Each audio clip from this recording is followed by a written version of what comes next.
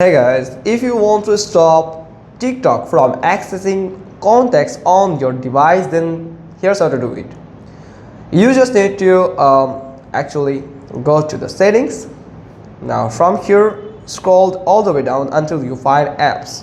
Simply tap on it, and from here you just need to find out the TikTok here. So I'm going to search for it. Oh, not this. TikTok here.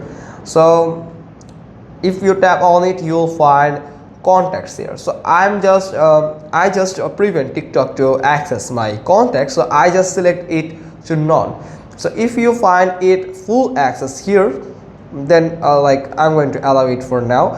Full access here, you just need to simply switch it to none like this, so it will just stop TikTok from accessing your contact. So that's how you can just do it. Hope you got this. If so, then give us a thumbs up, leave a comment below, and thanks for watching. Till next time.